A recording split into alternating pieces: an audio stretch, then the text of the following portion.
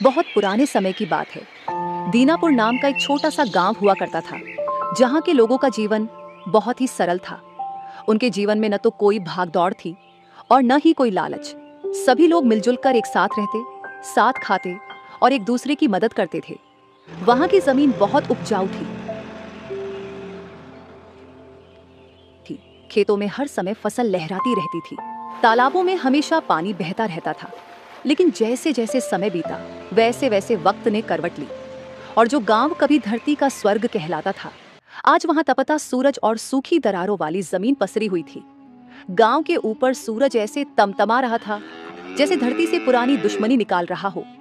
हवाओं में गर्म लपटें थीं और खेतों की मिट्टी दरारों में टूटकर बेजान सी लग रही थी। न नहरों में पानी था, न कुएं में। हर जीव जंतु प्यास से बेहाल था। गांव के कुछ किसान अपने खेतों के पास खड़े हुए अपनी फसलों को देखकर बहुत परेशान थे। उनकी आंखों में चिंता साफ झलक रही थी। हे भगवान, ये कैसी आग बरस रही है। आसमान से बरसात तो दूर, एक बादल की परछाई तक नहीं दिखाई दे रही। खेत सूख रहे हैं, फसल जल रही है। अब तो पीने का पानी भी मुश्किल से मिल रहा है। कुएं का पानी भी सूख चुका है। अगर यही हाल रहा तो इस साल तो बर्बादी तय है। अब तो भगवान ही मालिक है। देखो खेतों का हाल, बीज तो डाले थे पर एक बूंद पानी नहीं गिरा। इस तरह तो हमारी सारी फसल बर्बाद हो जाएगी। गर्मी दिन ब दिन बढ़ती ही जा रही थी। धूप इतनी तेज थी कि खेतों की हरियाली भस्म हो गई और पानी के लिए गांव के कोई मदद नहीं की। तभी वहां गांव का मुखिया भी पहुंच जाता है और साधु को देखकर बोलता है, अरे ये यहाँ पड़े पड़े मर गए तो गड़बड़ हो जाएगी। इन्हें उठाओ और किसी पेड़ की छांव में रख दो। मर गए तो दोष हम पर आएगा। अरे मरने दो बाबा को, क्या फर्क पड़ता है। हम सभी लोग अपने अपने काम में लगे हैं। सबको अपने लिए पानी और भोजन का जुगाड़ करना है। इनके लिए कौन अपना समय बर्बाद करेगा। अगर इनकी कोई मदद कर भी दी तो हर कोई यहीं आकर भीख मांगेगा। चलो भाई, यहां से चलते हैं। साधु अब अपनी आखिरी सांसें गिन रहे थे। शरीर से जान निकल रही थी, पर आंखों में अब भी एक तस्वीर थी, देवमाया की, जो कुटिया में बैठी इंतजार कर रही थी। माया, मुझे माफ कर देना। मैं तुम्हारे लिए कुछ नहीं ला सका, एक बूंद पानी भी नहीं। इस धरती पर जहां कभी मेहमान को भगवान कहा जाता था, वहां अब कोई प्यासे को देख भी नहीं रहा। लोगों के दिल पत्थर बन चुके हैं, इनका हृदय कठोर हो चुका है। यहाँ अब लोगों को किसी के जीने या मरने से कोई फर्क नहीं पड़ता। धीरे धीरे साधु महाराज की सांसें टूटने लगती हैं, हाथ कांपने लगते हैं। हे ईश्वर, मैंने जीवन भर किसी से कुछ नहीं मांगा, तप किया, भूखा रहा, सेवा की, पर आज जब जरूरत पड़ी तो किसी ने एक बूंद पानी तक न दिया। इस गांव ने न केवल मुझे बल्कि मेरी पत्नी को भी मृत्यु की ओर धकेला है। हे ईश्वर, मैंने जीवन भर आपकी सेवा की। यदि मेरी सेवा सच्ची थी तो मेरी अंतिम प्रार्थना सुनो प्रभु। मैं इन लोगों को क्षमा करना चाहता हूं, पर इन लोगों का दिल इतना कठोर हो गया है कि मेरी करुणा भी अब मौन हो गई है। इसलिए मैं इन्हें श्राप देता हूँ। इस गांव में दिन को ऐसी गर्मी पड़ेगी कि लोग जिंदा जल उठेंगे और रात को ऐसी भयंकर बरसात और सर्दी होगी कि लोग रात भर सो नहीं पाएंगे और डर और ठंड से कांपते हुए रात भर जागेंगे। लेकिन यह बरसात का पानी इनके किसी काम नहीं आएगा। यह मौसम इनके जीवन में भय और अनेक बीमारियां लेकर आएगा। जब तक ये लोग फिर से इंसानियत को नहीं अपनाते, दूसरों की पीड़ा को नहीं समझते, तब तक यह श्राप इनका पीछा नहीं छोड़ेगा। हे परमात्मा, मेरी आत्मा को शांति मिले। इतना कहकर साधु महाराज अपना शरीर त्याग देते हैं। गांव वाले हक्के बक्के रह गए। कुछ लोगों को इस श्राप पर हंसी आई तो कुछ लोग निराश हो गए। अरे ये श्राप व्राप कुछ नहीं होता, ये सब फालतू की बातें हैं। चलो सभी अपने अपने घर चलो। अब यहाँ रुकने का क्या फायदा, ये साधु तो अब मर गया। उधर कुटिया में देवमाया असहनीय गर्मी को सहते हुए अपने पति का इंतजार कर रही थी। स्वामी, अब तक तो आपको लौट आना चाहिए था। क्या गांव में सचमुच किसी ने आपकी कोई मदद नहीं की? क्या आपकी बात भी किसी ने नहीं सुनी? मेरा मन घबरा रहा है, मुझे डर लग रहा है, जैसे कुछ गलत हो गया हो। हे ईश्वर, मुझे कुछ नहीं चाहिए, बस मेरे पति सुरक्षित लौट आए, वरना मेरे जीने का कोई फायदा नहीं है। देवमाया इसी सोच में बैठी हुई अपने पति का इंतजार करती रहती है। 2 दिन बाद ही मौसम ने अपना रौद्र रूप दिखाना शुरू कर दिया। सूरज की गर्मी जो पहले ही असहनीय थी और तेज हो गई। तापमान इतना बढ़ गया कि मिट्टी में दरारें पड़ गईं। पशु पक्षियों का जीना मुश्किल हो गया। दिन भर लू चलती थी जो शरीर को झुलसा देती थी। लोग दिन में बाहर निकलने से डरने लगे। अब तो बाहर निकलना भी मुश्किल हो गया है। छांव में रहने पर भी पसीना बह रहा है। खेतों की मिट्टी जल गई है और इन गर्म हवाओं ने तो जीना मुश्किल कर दिया है। ऐसा लगता है जैसे जमीन के नीचे आग जल रही हो। जब सूरज ढला तो लोगों को लगा कि अब राहत मिलेगी, पर रात होते ही हालात बिल्कुल उल्टे हो गए। रात होते ही आसमान में अचानक काले बादल घिर आए और देखते ही देखते आसमान फट पड़ा। एक जोरदार, तेज और डरावनी बारिश शुरू हो गई। ऐसा लग रहा था जैसे कि हिमालय की बर्फ जमीन पर उतर आई हो। लोगों को समझ में नहीं आ रहा था कि ये सब क्या हो रहा है। इतनी उग्र गर्मी के बाद इतनी भयंकर बारिश और ठंड कैसे हो सकती है? अरे ये क्या हो गया? इतनी तेज बारिश, इस गर्मी के बीच ये तूफानी बरसात कैसी? ये मौसम का मिजाज कुछ समझ ही नहीं आ रहा। दिन में जलाने वाली आग जैसी गर्मी पड़ रही है और रात को ये इतनी भयंकर तूफानी बारिश। इस बारिश के कारण इतनी ठंड हो गई है कि सभी लोग बीमार पड़ने लगे हैं। हाँ भैया, तुम सही कह रहे हो।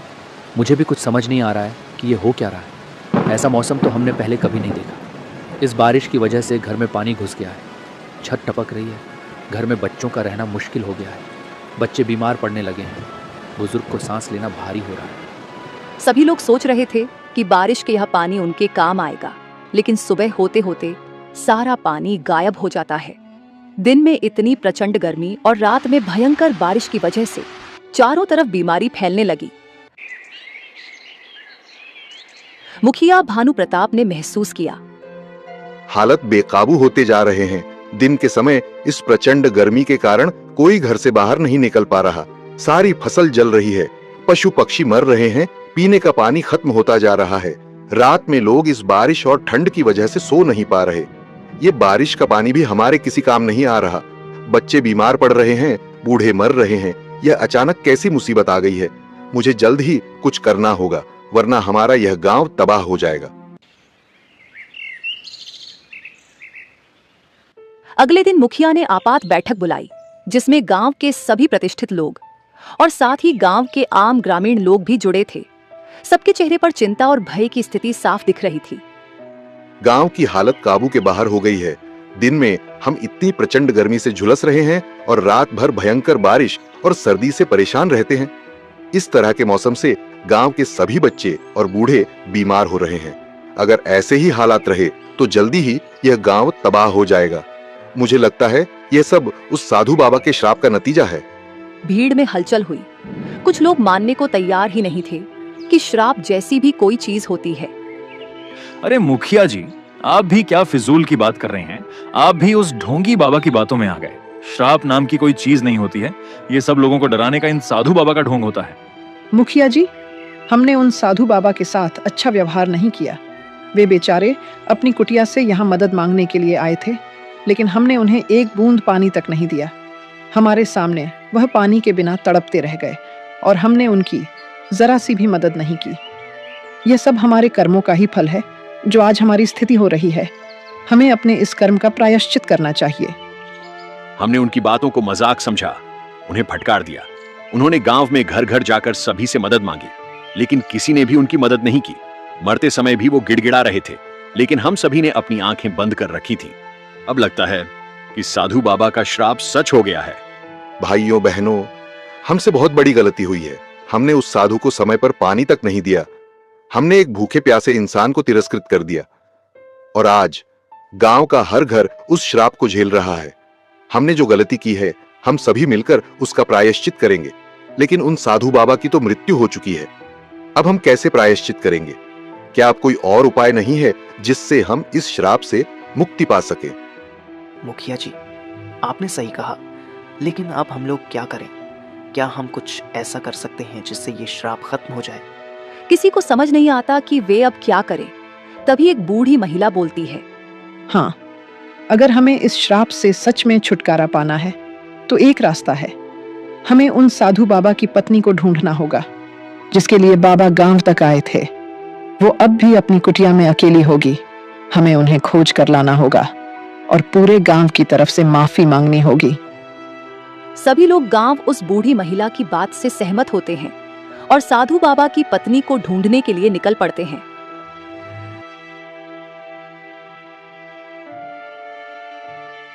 बाबा की कुटिया गांव से कितनी दूर है, फिर भी बाबा यहाँ से अपने लिए मदद मांगने के लिए हमारे गांव आए थे और हमने उनके साथ क्या किया। आज मैं खुद को दोषी मानता हूँ। मुझे अपनी ताकत पर घमंड था, लेकिन अब समझ आ गया कि बिना दया के इंसान कुछ नहीं। कुछ समय बाद सभी गांव वाले कुटिया के पास पहुंच जाते हैं। कुटिया के भीतर देव माया लेटी हुई थी।